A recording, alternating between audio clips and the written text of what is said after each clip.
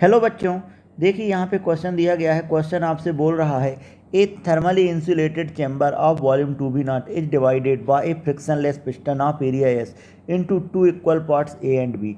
Part A has an ideal gas at pressure P0 and temperature T0। मतलब यहाँ पे pressure P0 है और टेम्परेचर T0 है। In part B is vacuum. Part B में क्या है, आपके पास वैक्यूम है। अब हम जानते हैं वैक्यूम होता है तो अगर स्प्रिंग नहीं लगा होता तो कौन सा एक्सपेंशन होता, फ्री एक्सपेंशन होगा। लेकिन यहाँ पे स्प्रिंग लगा हुआ है। अब आपसे कहा गया है a massless spring of force constant k is connected with the piston of cross section area S and the wall of the container as shown in figure. Initially, the spring is unstretched. The gas in chamber A allowed to expand. Let in equilibrium, the spring is compressed by x0. Equilibrium के case में आपके पास spring के x0 times क्या हुआ है, compressed हुआ है। ठीक है, तो आपको बताना है, चार ऑप्शन दिए हैं उनको। अब देखो, सबसे पहले अगर मैं बात करता हूँ इक्विलिब्रियम के केस में, तो एक चीज़ बताइए, यहाँ से लगाएगा गैस प्रेशर लगाएगा, क्रॉस सेक्शन एरिया है, तो क्या यहाँ पे कोई फोर्स लगाया होगा, किसने, गैस ने। इसका मैं अलग से एफबीडी बना देता हूँ। अब देखिए, स्प्रिंग है तो अगर स्प्रिंग कंप्रेस्ड होगा तो इधर की तरफ जाएगा, इधर की तरफ जाएगा, तो क्या स्प्रिंग फोर्स यहाँ कहीं लगाएगा, तो मैंने लिख दिया एफ स्प्रिंग।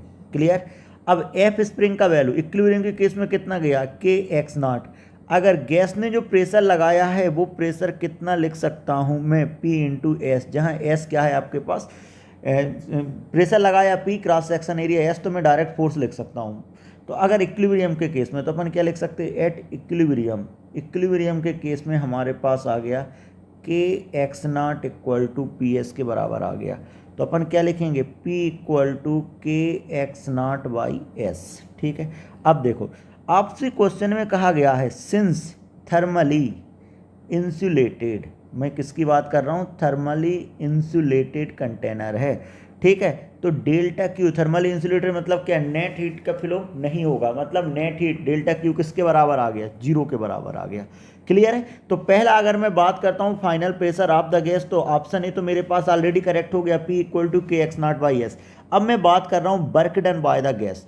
अब देखो, अगर डेल्टा क्यू जीरो है, सिस्टम में कोई भी हीट ऐड नहीं हो रहा है, ना ही कोई हीट यहाँ पे रिजेक्ट हो रहा है, तो मैं क्या लिख सकता हूँ कि यहाँ पर मेरे पास जो इलास्टिक पोटेंशियल एनर्जी होगा किसका, स्प्रिंग का, वो आपके पास क्या होगा, वर्क डन बाई गैस ने किया होगा। क्योंकि गैस के कारण ही तो क्या हो रहा है, स्प्रिंग कंप्रेस्ड हो रहा है और इक्विलिब्रियम की कंडीशन में आ रहा है, तो वर्क डन बाई गैस। तो क्या लिख सकता हूँ, work done by gas equal to half K x naught square. Clear है, कोई दिक्कत तो नहीं। अब देखिए जरा, अगर मैं बात करता हूं कि यहाँ पर मैंने देखा डेल्टा क्यू कितना है, जीरो, और डेल्टा क्यू इक्वल टू कितना होता है, Q equal to W plus delta U, ऐसा लिख सकता हूँ। ठीक है, जब डेल्टा क्यू मेरे पास जीरो हो गया तो मैं क्या बोलूँगा, change in internal energy. Initial internal energy कितना था, जीरो, तो अपन क्या लिख सकते हैं, डब्ल्यू इक्वल टू देखिए जरा, इक्विलिब्रियम के केस में आ गया तो अपन क्या लिख सकते हैं, हाफ के एक्स स्क्वायर, जो मेरे पास इधर आया तो मैं क्या लिख सकता हूँ, यहाँ पे चेंज इन इंटरनल एनर्जी कितना है, के एक्स नॉट स्क्वायर। ठीक है, के minus half K x naught square. ठीक है, चेंज इन इंटरनल एनर्जी की बात कर रहा हूँ मैं। क्लियर है, चेंज इन इंटरनल एनर्जी कितना हो गया, half K x naught square. अब देखो, नेगेटिव साइन क्या बता रहा है कि मेरे पास जो इंटरनल एनर्जी है डब्ल्यू इक्वल टू नेगेटिव, या इसको अपन डेल्टा यू लिख देते।